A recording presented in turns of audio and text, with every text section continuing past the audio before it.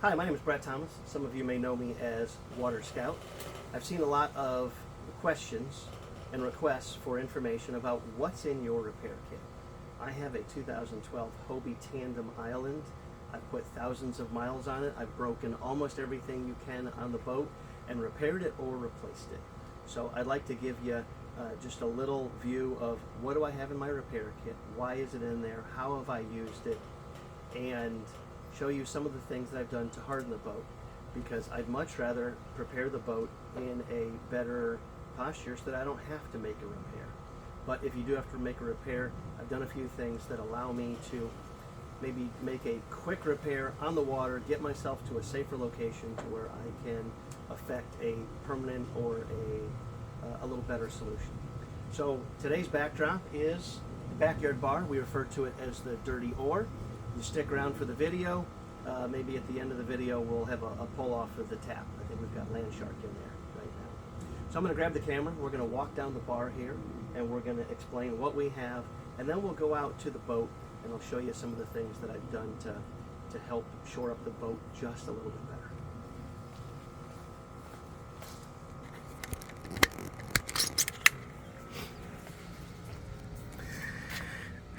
So here's just a quick preview of all of the different things that we're gonna talk about. Yeah, that's a canoe paddle. I consider that part of my repair kit. We'll talk about that one a little later. One of the most important things you can do is download all of the different repair manuals, parts lists. It's got everything that you need. It tells you what the right name is, so that when you're talking to a company like, I'll throw a plug for West Coast Sailing. They have really saved my bacon a lot and helped me out with parts quickly. If you can talk to them and tell them the exact part you need, they'll get you exactly what you need. So don't suffer from you use the wrong language and they sent you the wrong part. So I've got a lot of the different manuals here.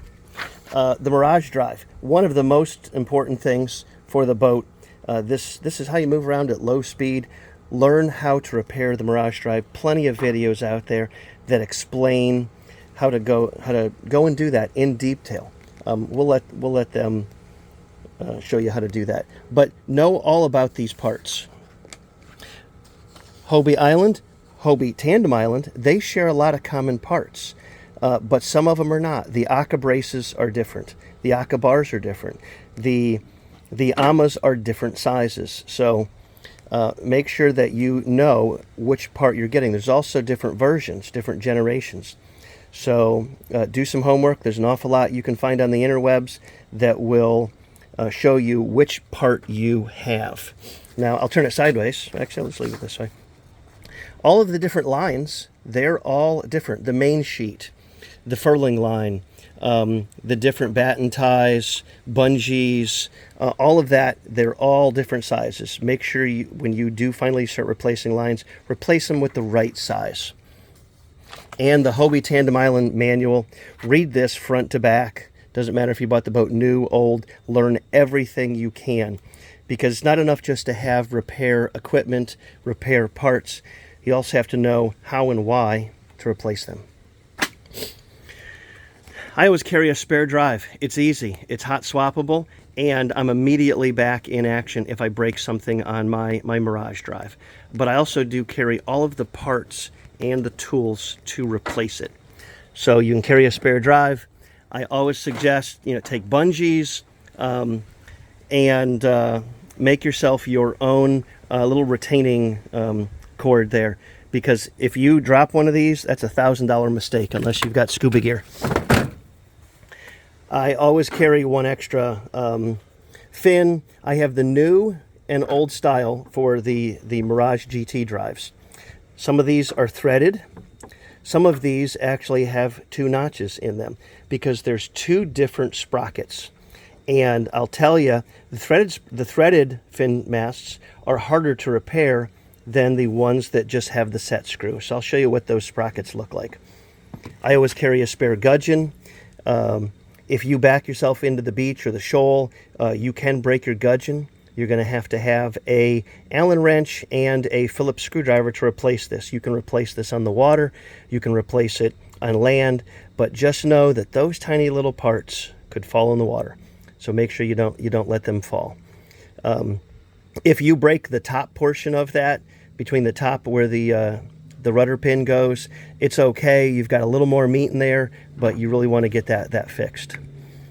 I carry 3 loose rudder pins, 1 in use, and then I've also got 1 spare that Hobie keeps in the back hatch. So there's 1 hanging there. It'll be hanging, inside when you open up the hatch. Some of these, like this, it was a brand new pin before the last Everglades challenge, and if you really start looking at it, it looks like it's got scoliosis. That is worn very hard, and that was wasn't even quite 300 miles, but it was hard racing. So replace these often. And on this one, I've heard people saying, oh, just put a stainless steel pin in there. I wouldn't do it. These are meant to shear off. You're going to start really losing a lot of money in replacement parts if on this part you replace it with a stainless steel bolt. My opinion, don't do it. I do always carry a spare baler. That's 1 of 3. I've got some electrics on the boats. On a newer boat, not so much an issue, but an older boat, I have a spare. We have the cam cleats here. I carry spares of those. You're going to have all the tools to be able to use these. Or if you break a part, you can just replace that part on the water or wherever you are. Never forget an extra plug. I have. You can swap them around from the AMA, but the one that goes on the main body, you should always have a plug in there. The AMA, I think one time I found a cigarette butt on the ground and I had duct tape, and I was able to keep that AMA inflated with no water intrusion because I was able to put a repair in there. But always carry at least 1 spare of these. They crack, the O-rings crack, so you're going to want to have an extra. The mast bearing plate. After so many miles, the Delrin balls, the mast bearing plate, they start wearing away. And lots of debate on how do you lubricate them. Don't. Just leave them alone. They naturally wear. You don't have to add anything else in there. If you start adding some type of lubricant and then it retains sand or grit, now you're wearing it even faster. The mast bearing plates are $10 a piece. The Delrin balls, I think they're 5/8. Don't quote me on that one. I get them in bulk. There's 24 of them. You can get them on Amazon. About every 300 miles I replace them because we wear them out that much. I always have a spare on hand. In the boat, when I transport it, I put a pool noodle right here, so that way it keeps all of the balls in place. And once they start falling out, it's time to replace them. Don't wait, don't screw around, just do it. So on the water, I carry spare ones because they could fall out. The retaining clip. The retaining clip, these you don't usually see a lot of failures with them. What you see the failure on is the retaining, the leaf spring, as it's referred to. So that is your leaf spring. That's a $5 part. That starts to get loose. It doesn't allow the retaining lever to stay in place to keep your mast furler drum seated in the pocket there. The mast starts rising, and $1,000 later, you've got a brand new mast. Spend $5. Don't spend $1,000. I did it. Learn from my mistake. I always carry a spare handle. Michael Dunlop busted one of these right at the finish of the Everglades challenge, and it's a good thing he had a spare driver in the front. But this particular one, it wasn't meant for the Tandem Island. It was meant for one of the other Hobie styles. I just had to make a little notch there. Now I've got a hot swappable spare in case I break a handle. I carry extra little rope, extra parts here. Quarter 20, that is the size for your idler cables and your chain drives on here. So I carry spare there, keep some of them actually on the idler cables. Inside the crossbars, this is the old style. I replaced it with a new style, ones that actually have a spring in here. I think that was about a $30 fix. It's worth it. If you've got a newer boat, it's already done, but if you've got an older boat, you can take these out. You can see how wobbly that is, and they don't hold in. So if your Aka braces are coming out consistently, replace this. It's worth it. You don't want to flip the boat because it fell out.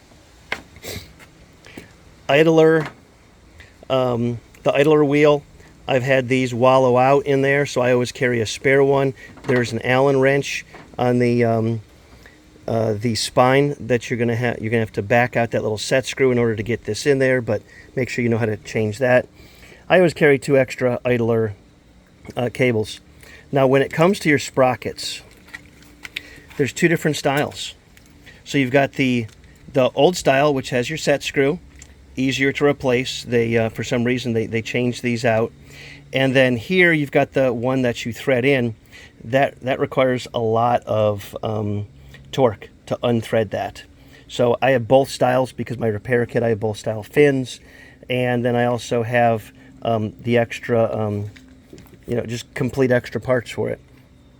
I do carry the ACA brace pin. Common point of failure: if you hit something with one of your ACAs, this is designed to shear. It just folds up your ACA and your AMAs, and you're good. But depending on which side sheared, you could fold that and the boat could flip over. Some people do replace these with stainless steel pins. I did replace that with a stainless steel pin. I'm going to show you the further damage, there's the dominoes fall, of by not having a stainless steel pin, or by having it, I'm sorry, and not sharing this pin. What else did I break and how much did it cost? It hurt, but it was worth it. So in my my chemical repair kit, so to speak, this is your standard Gorilla. I think it's actually called headlight tape.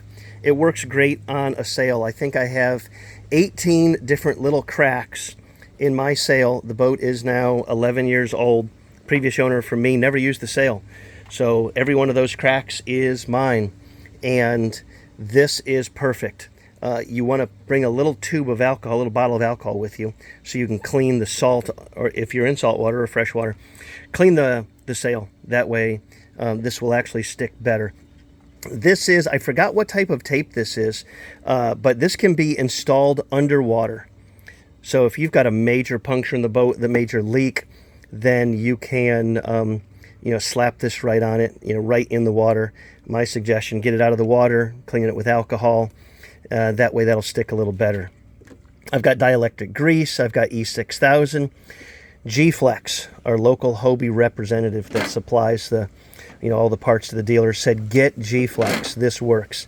It is an epoxy meant specifically for polyethylene. This works, and I'm going to show you where I used it and how it works. I also have some 5-minute epoxy just in case. You never know when you're going to need to repair something else.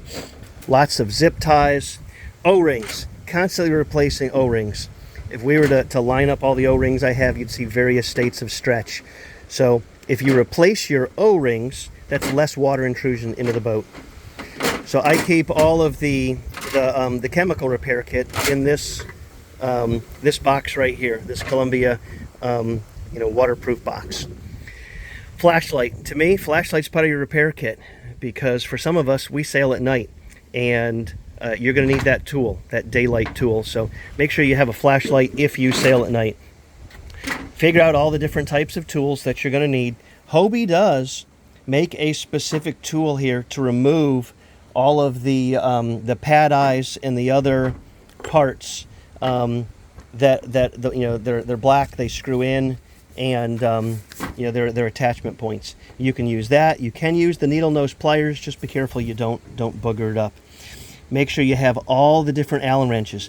4 different Allen wrench sizes is what it takes for a Hobie tandem island. So make sure you have every single one of them. If you have the older tandem island, the trampolines, here is your the strap, the quick connects that hold that trampoline together. I also figured out a way that you can go to Harbor Freight and you can get these little cinch straps right here, cut them down to the size you need, and they work just as fine. Velcro, I like to carry a roll of Velcro with me. You never know what you're going to need to repair. Wrap-its. I carry bungee, I carry different rope. I carry some little carabiners here, and I actually use these on the boat to use for one of my quick fixes. If you want, you can carry some 30 weight or more, 30-pound line. If you break a rudder line, you can string these through or carry more rudder line. But you never know what you're going to use spare fishing line for. The paddle. Why do I carry a spare paddle? I've got the ZRE carbon fiber, and look how thin that is. It's straight. When you look at the Hobie paddle, it's shaped like a kayak paddle.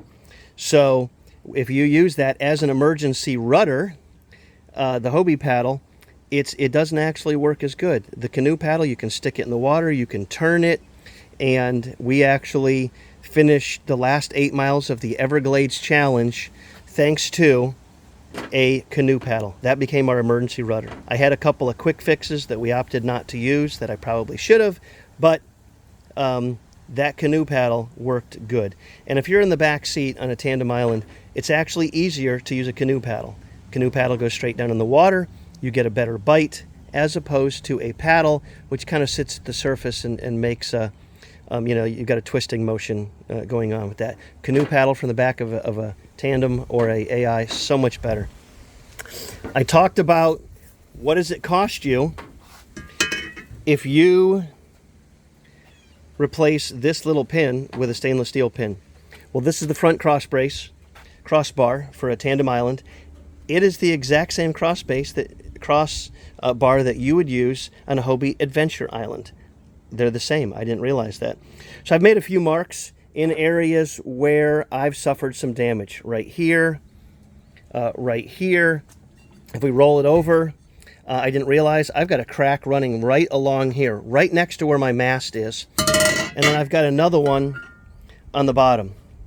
So I don't know if it'll zoom in, but that is completely separated. And I hit, I think 2020 Everglades Challenge. My son and I were going down Fort Myers Beach, Florida. It's dark. We happened to hit a swim buoy. Those things are big and heavy. We hit a swim buoy. I think that contributed to one or more of these particular cracks. At least the boat didn't fold up and we didn't flip, and we did finish. So we didn't have a problem. But when I started really inspecting my boat to get it ready for this year, I found 4 cracks on that. That is about $300 to replace that. So it's your call. You've got the plastic pin, or you've got $300, or be as safe as you can.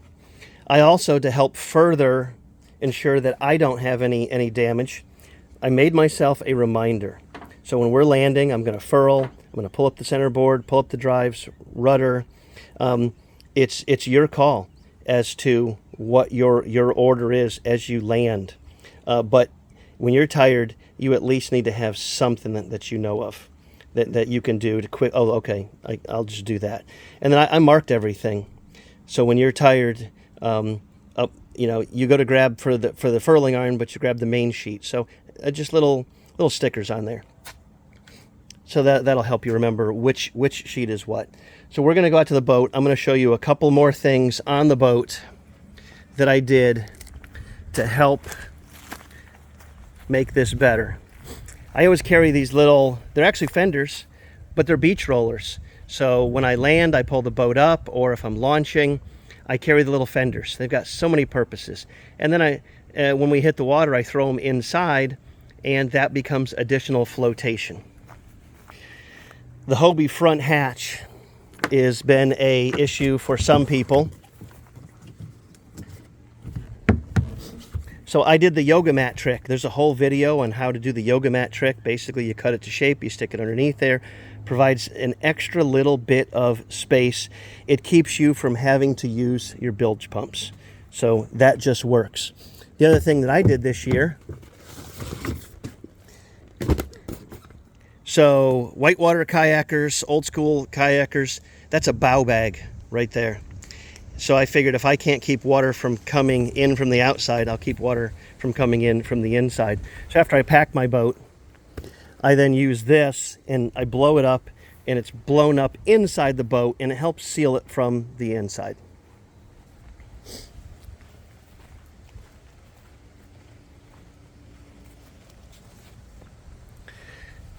So I did put stainless steel pins right here. Your spare pin, if you happen to keep the nylon right here, there's a spare pin right here. Some people don't know that they don't realize that they actually give you 2 spare pins, one on this side, one on the other side. So you've got some spare hardware right on the boat. I do have inside here, I have a bilge pump. It is a automatic bilge pump. There's also a battery box that's in there. So if I do take in any water, it automatically takes it out. Now we talked about the G-Flex. I don't know if you can see it, but the infamous Hobie drive well issue. If you use the boat a lot, you can see down in here, I really slathered in a lot of G-Flex. That was a major crack. I was taking on a lot of water. And by putting that G-Flex in there and filling in that space, it solidified it. No leaks whatsoever. You might have to shave down your Mirage Drive just a little bit because you filled this space here and it's a little tighter. But make sure you do it on both drives, or just identify which one is used for the back. Now I have a few cam cleats on here. I used to have a barber hauler system, which I'll do in another video. But I've got a cam cleat here with a piece of paracord. And it runs all the way to the back here. And I just put some extra loops right on my rudder. Left, right, and then up and down. So hanging off the back here for my up line, or connected on the underneath my down line. What if I break a line? Well, I've got this hooked up left and right. I can use that cam cleat and I can steer this. I can steer left and right by using this. That's a quick and immediate fix if you break a rudder line for steering. Well, what if I break my up and down? Well, it's the same situation. I take this line, I can string it back through here, put a knot on it, move this up to the top here, and now I use that for my rudder up, as long as my rudder down is working, because they're separate. Well, this year, 8 miles from the finish of the Everglades Challenge, I busted my down rudder, and the rudder line was spongy, and I couldn't figure it out, and I finally realized I broke my down. It's not going to stay in place. This rudder's dead. It's of no use to me. So I ended up just lifting it up, and I used my canoe paddle. But what I didn't realize, this rudder line actually broke inside. If I would have just simply put a knot right here and pulled it tight by using that same trick, I could have finished a little bit quicker than I did, but we still finished by using the canoe paddle. So that's it. That's what I've done to help harden the boat, to ensure that I don't need to use my repair kit. That's everything that's in my repair kit. Oh, one last thing. If you go to Home Depot for $5 a piece, they have these things called keepers. They've got a little carabiner on there. I took it off. So for $5 a piece versus the 20 from Hobie, you've got a quick emergency repair kit. I wouldn't use it permanently, but that will get your trampolines that are going out. So that's it. That's my my repair kit. Leave me some comments. Tell me what your repair kit is, or make a video and tell me you've made a video, and we can watch what other people have. So thanks for watching.